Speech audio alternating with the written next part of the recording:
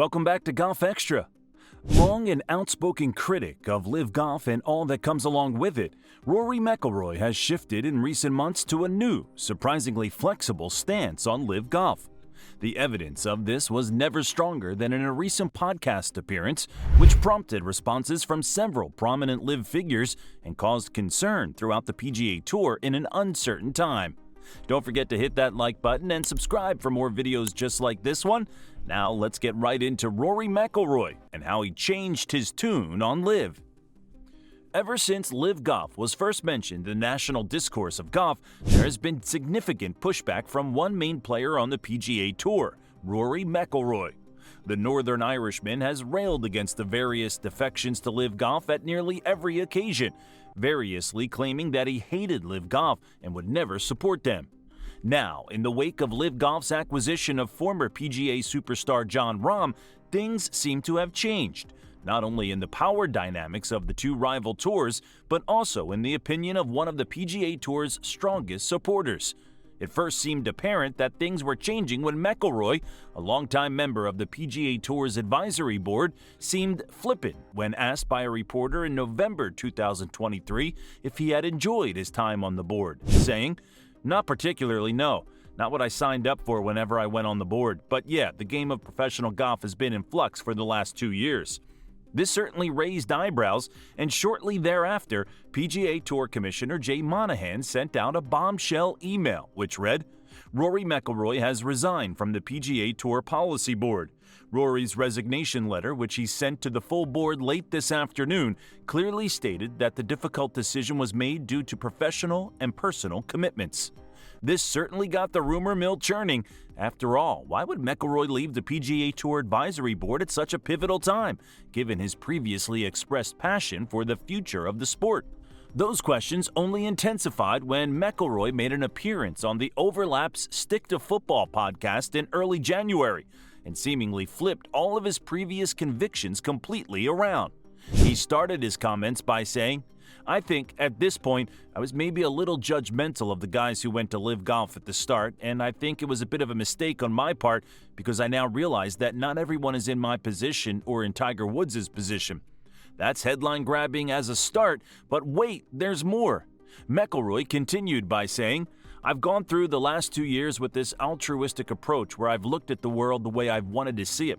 Ultimately, you can say what you want and do what you want, but at the end of the day, you're not going to be able to change people's minds. You're never going to make them decide based on what you say. We all turned professional to make a living playing the sports that we do, and I think that's what I realized over the last 2 years. I can't judge people for making that decision." That comment is fair enough from McIlroy. After all, everybody can decide what career they want and when they have an offer on the table. What really shocked people were his next comments when he said, "I think that what LIV has done, it's exposed the flaws in the system of golf. I think what LIV and the Saudis have exposed is that you're asking for millions of dollars to sponsor these events, and you're not able to guarantee that the players are going to show up. I can't believe the PGA Tour has done so well for so long." Wow, he's not necessarily wrong, but it's still a shock to the system to hear one of the biggest stars on the PGA Tour openly question the future of it, especially given McIlroy's history. He continued, "I wouldn't say I've lost the fight against LIV, but I've just accepted the fact that this is part of our sport now. Competition is good to help improve the sport of golf overall, but the PGA Tour competing with LIV and the Saudis' money is completely unsustainable. You're never going to win a fight if you're going money for money, because we've seen that in other sports where no one is spending money like the Saudis." While he can't stop LIV from spending money, McIlroy would like the money to be funneled to a more worthy location than players' pockets, saying, "I've come to realize that if you've got people or a sovereign wealth fund spending money in your sport, ultimately that's a good thing. But you want them to spend it the right way and spend it on the things that are important to the game. Instead of giving someone $100 million, why don't you put $50 million into a grassroots program for the Royal and Ancient Golf Club or the United States Golf Association, USGA, so that you can help to grow the game, not spend it trying to buy talent?"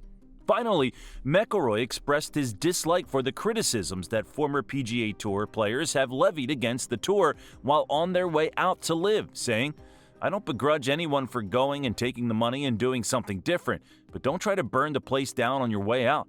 I think it's just created this division that will hopefully stop soon because I think it's the best thing for golf, too."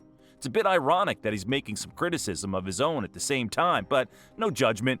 McIlroy has had a lot of general thoughts to this point, but what about the specific issue of Jon Rahm, who recently became the newest superstar to join LIV? McIlroy's response may surprise you. As he said, "I thought it was a smart business move from Jon. It's opportunistic. I think he sees that things will come back together and he's in a lucky position.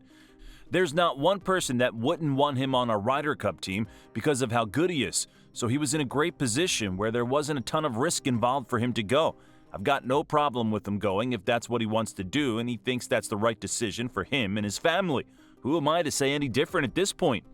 It's safe to say that these comments rocked the world of golf, and it was no surprise that Phil Mickelson, LIV's outspoken standard-bearer, was quick to reply on Twitter. What was surprising, though, was Mickelson's uncharacteristically tame response, as he said about the podcast appearance. This quote, and the many others made today by Rory, probably weren't easy to say.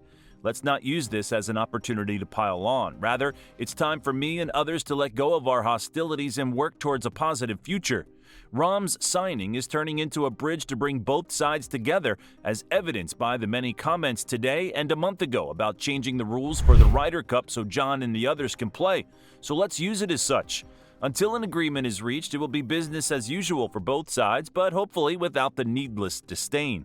Meanwhile, LIV CEO Greg Norman, who has previously had public feuds with McIlroy, had a reaction of elation on LIV Golf's Fairway to Heaven podcast, saying first, "Happy New Year, Golf. That's my reaction."